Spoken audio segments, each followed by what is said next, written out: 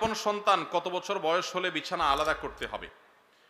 সন্তান বয়স যখন 10 হয়ে যাবে তখন তাকে নবীজি সাল্লাল্লাহু আলাইহি সাল্লাম বিছানা পৃথক করতে বলেছেন। তিনি বলেছেন ওয়াহজুরুহুম ফিল মাদাজি'i ওয়াহজুরুহুম ফিল মাদাজি'i ইযা বালাগু আশরা আও কামা ওয়ারাদা ফিল হাদিস।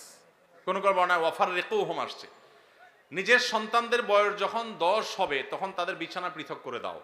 এক কম্বলে এক কাঁথার নিচে দুজন ঘুমাবে না, তখন আলাদা আলাদা হবে। যদি বিছানা পৃথক করা বলতে আলাদা খাট আলাদা চকিতে শোয়ানোর মতো আর্থিক সঙ্গতি না থাকে, তাহলে একই কক্ষেও যদি থাকে তো মাঝখানে পার্টিশন থাকবে, কোলবালিশ যাতে কিছু থাকবে, আলাদা কম্বল কাঁথা থাকবে, একই কাপড়ের ভিতরে বা একই কাপড়ের নিচে ঘুমাবে না। এটা নানাবিধ অনাচারের পথকে উন্মুক্ত করে। আরো আগে থেকে যদি বাচ্চাকে অভ্যাস গড়ে তোলা হয় সেটা সবচেয়ে ভালো।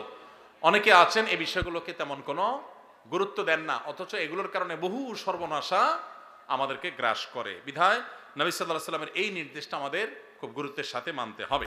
আকিকা না দিলে কি শিশুর বিপদ কাটে না? আকিকা না দিলে শিশুর বিপদ কাটে না এমন কোনো কথা কোরআন হাদিসে নাই। তবে আকিকা দেওয়া এটা গুরুত্বপূর্ণ একটা আমল। আল্লাহ কাউকে পুত্র সন্তান দান করলে 2টি ছাগল, আর কন্যা সন্তান দান করলে 1টি ছাগল জবে করা, এটা নবীজি সাল্লাল্লাহু আলাইহি সাল্লামের সুন্নাহ। এটা জন্মের 7ম দিনে, না হলে 14তম দিনে, না হলে 21তম দিনে করবেন। সেটাও যদি কোনো কারণে না হয় পরে যে কোনো সময় করলেও আদায় হয়ে যাবে। এমনকি কারো শিশুকালে যদি আকিকা দেওয়া না হয়, বড় হওয়ার পর তার আকিকা দিলেও আদায় হয়ে যাবে।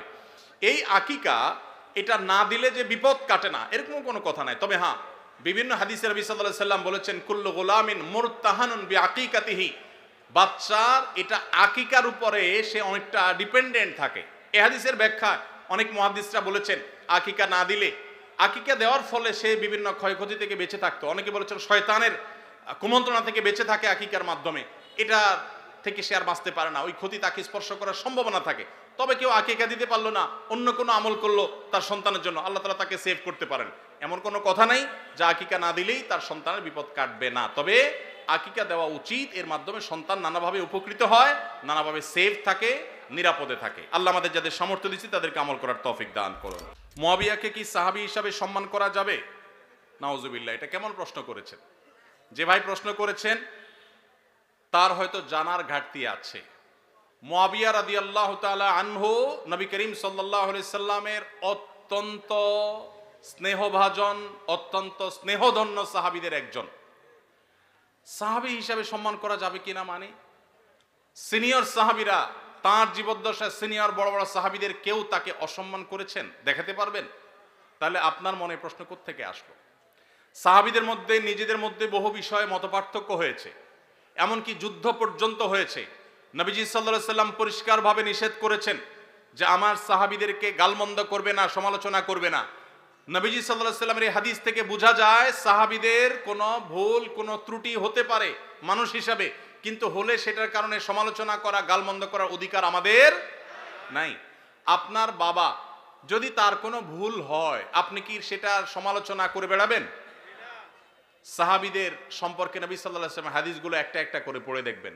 এটা দুর্ভাগ্যজনক যে আমাদের সমাজে এই জাতীয় বিষয়গুলোকে নানাভাবে আমাদের সামনে এস্টাবলিশ করা হয়েছে, নানাভাবে।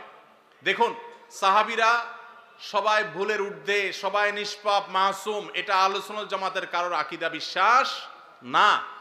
কিন্তু তাদের যদি কোনো ব্যক্তিগত সিদ্ধান্তে ভুল হয়, ইজতিহাদি বুঝার কোনো ভুল হয়, আপনি আমি সমালোচনা করবার কোনো অধিকার নবী সাল্লাল্লাহু আলাইহি সাল্লাম আমাদেরকে দেন নাই।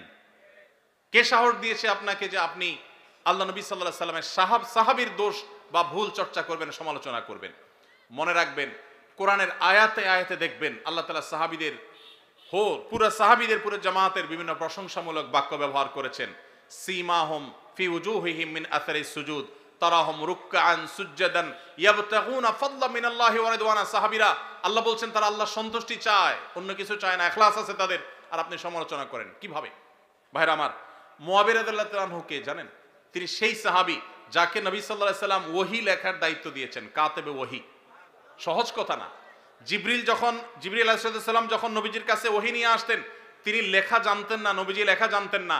কত বড় বিশ্বাস করলে, কত বড় আস্থা থাকলে মুয়াবিয়া রাদিয়াল্লাহু তাআলা আনহু লিখছেন, কি লিখছেন নবীজি? তিনি যেহেতু লেখাপড়া জানতেন না, তিনি উম্মি ছিলেন, কি লিখছেন তিনি জানেন না। কত বড় বিশ্বাস থাকলে তাকে দিয়ে নবী সাল্লাল্লাহু আলাইহি ওয়াসাল্লাম ওহী লেখাইছেন। সেই কাতিবে ওহী, তিনি সাহাবী হিসাবে পরিপূর্ণ মর্যাদা পাবেন। ভাইরা আমার, ঈমান নিয়ে যারা নবীজিকে দেখেছেন এবং ঈমানদার অবস্থায় গেছেন, তাদের যদি কোনো ভুল ত্রুটি হয়ও, আপনারা একটা হাদিস সহিহ বুখারীতে পাবেন। নবীজি বলেছেন, যারা বদরের যুদ্ধে শরীক হয়েছে, অংশগ্রহণ করেছে, তাদের সম্পর্কে নবীজি সাল্লাল্লাহু আলাইহি ওয়াসাল্লাম বলেছেন যে আমালু মা শি'তুম কাদ গাফারাল্লাহু লাকুম, যারা বদরে শরীক হয়েছ তোমরা যা খুশি করো, আল্লাহ তোমাদের মাফ করে দিয়েছে। আল্লাহ যদি মাফ করে দেয়, আপনি সমালোচনা করার কে? আপনার আমার সমালোচনা করার রাইট আছে? এরকম সাহাবীদের নিয়ে এরকম আরো বহু হাদিস আছে। সব হাদিসগুলোকে সামনে রাখলে বোঝা যায় এটা আমাদের ঈমানের যে ধ্বংসাত্মক একটি বিষয়। আমরা তাদের কোনো দোষ, কোনো ভুল, এটা থেকে শিক্ষা গ্রহণ করব, চর্চা নয়, সমালোচনা নয়। সাহাবীরা ব্যক্তি হিসাবে, মানুষ হিসাবে বিশেষ কোনো ভুল কারোর দ্বারা হতে পারে, এটার ঊর্ধ্বে তারা না, তারা মাসুম না।